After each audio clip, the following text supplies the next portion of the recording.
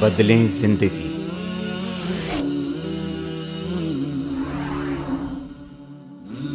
زیتون T V. دو کام کر لو ہر عبادت کے ساتھ۔ ایک، اس عبادت کی توفیق پر اللہ کا شکر، اور اپنی تقصیر پر، اپنی کوتاہی پر استغفار۔ اگر یہ کام کرتے رہو گے تو انشاءاللہ رفتہ رفتہ راستہ طے ہوتا جائے گا، اور ایک وقت آ جائے گا، ضرور آ جائے گا انشاءاللہ، کہ تم احسان کے مرتبے تک پہنچ جاؤ گے۔ ہوتا کیا ہے کہ غفلت کے ساتھ پڑھی، غفلت کے ساتھ اٹھ کے چلے گئے۔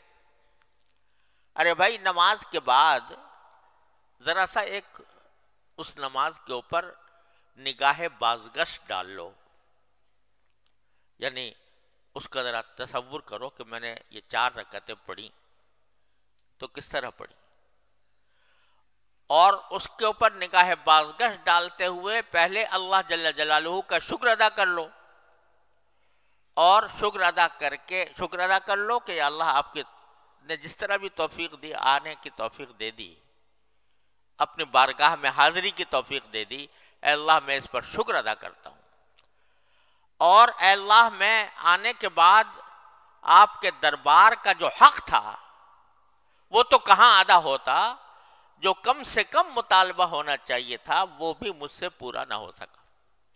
دیکھو، خشوع کا اعلیٰ مقام تو وہ ہے جو حدیث میں فرمایا گیا کہ ان تعبد اللہ کأنک تراہ، اللہ تبارک و تعالیٰ کی عبادت اس طرح کرو جیسے کہ اللہ کو دیکھ رہے ہو، اور اگر نہیں دیکھ رہے تو کم از کم وہ یہ خیال کر لو کہ وہ تمہیں دیکھ رہا ہے۔ اعلیٰ مقام تو یہ ہے کہ پوری نماز میں اول سے لے کر آخر تک بندہ اللہ تبارک و تعالیٰ کی طرف متوجہ رہے، اور یہ سمجھے کہ میں اللہ کو دیکھ رہا ہوں یا اللہ مجھے دیکھ رہا ہے۔ لیکن ادنا درجہ کیا ہے؟ ادنا درجہ یہ ہے کہ کم از کم جو الفاظ تم زبان سے نکال رہے ہو، دھیان ان الفاظ کی طرف ہو۔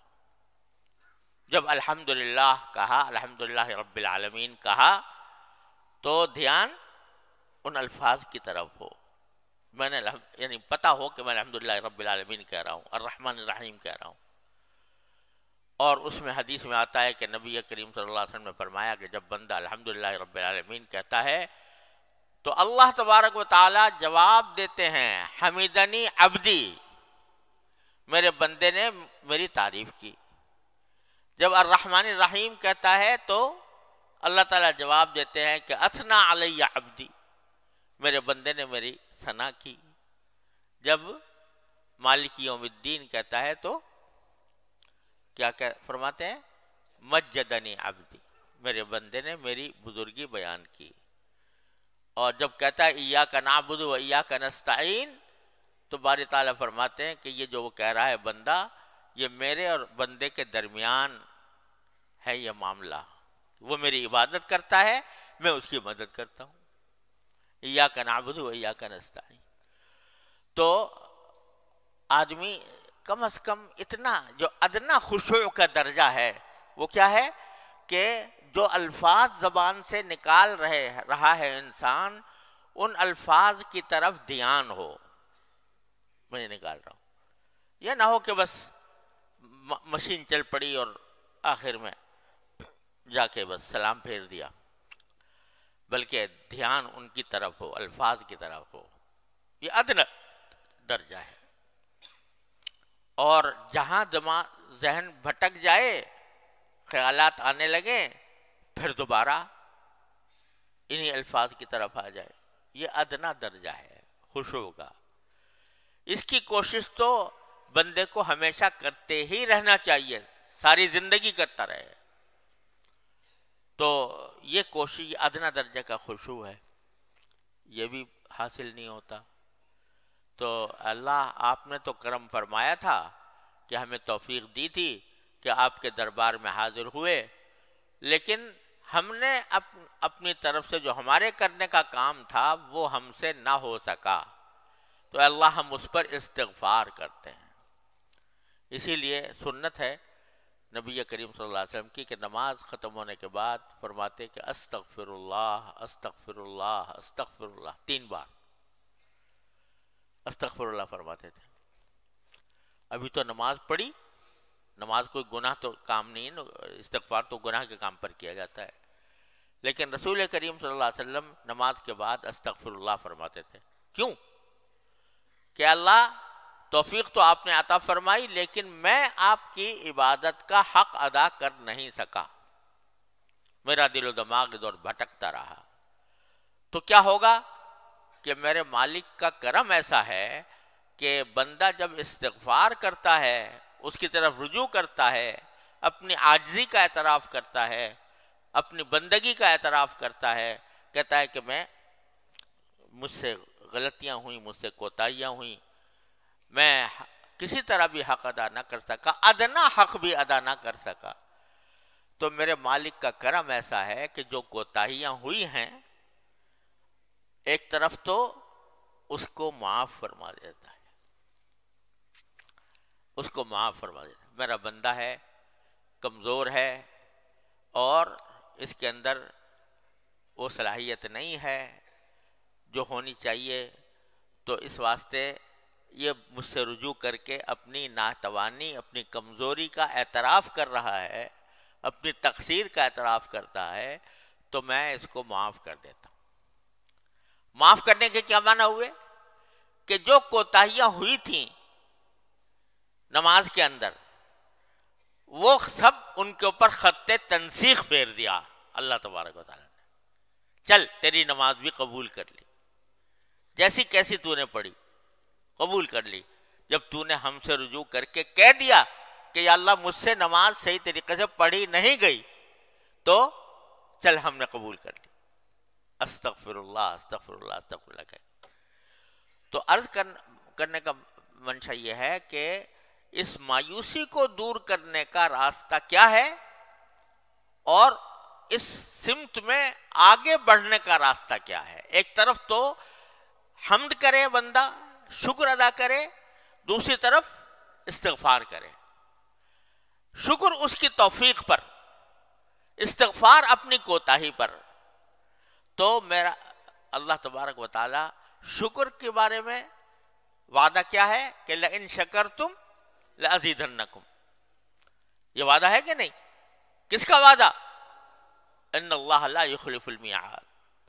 تو جب تم شکر کرو گے تو اور دوں گا، یعنی تم نے اس پر شکر ادا کر لیا کہ میں نے نماز آ کر ادا کی ہے، اے اللہ آپ کی توفیق سے اس پر شکر ادا کر لیا، تو اور توفیق دوں گا، اور توفیق دوں گا۔ اور یہی وجہ ہے کہ جب بندہ نماز مثلاً پڑھنا شروع کیا، پہلے تو نماز سے بھاگتے تھے بچپن میں، جب اللہ تعالیٰ نے پڑھنے کی توفیق دی، پڑھتا رہا، تو کیا ہو گیا؟ اب نماز کے بغیر چین نہیں آتا۔ آتا ہے کسی نمازی کو نماز کا وقت آ جائے اور گزرنے لگے نماز کا وقت، چین آئے گا؟ کسی نمازی کو چین نہیں آئے گا۔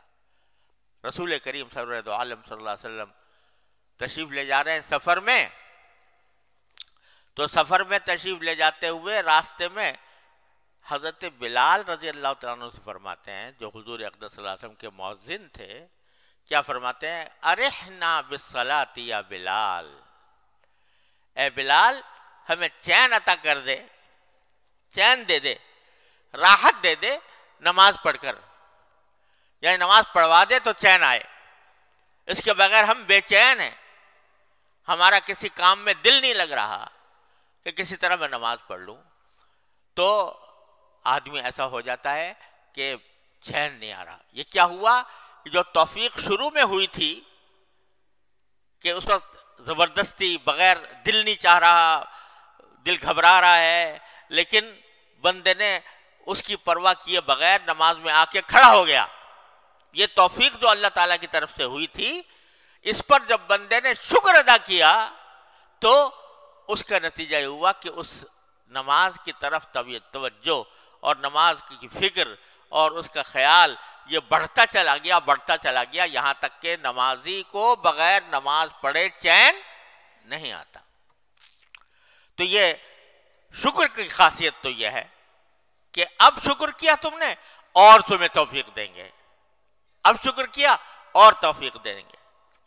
اور استغفار کا خاصہ یہ ہے کہ بندہ کتنے بڑے سے بڑے گناہ لے کر پہنچ جائے اس دربار میں، بڑے سے بڑا گناہ لے کے پہنچ جائے، اور صدق دل سے، نیک نیتی سے، عاجزی سے اور اپنی بیچارگی سے باری تعالیٰ سے کہتے استغفر اللہ ربی من کل ذنب واتوب الیہ، اے اللہ میں معافی مانگتا ہوں، جو کوتاہی ہوئی ہے میں معافی مانگتا ہوں۔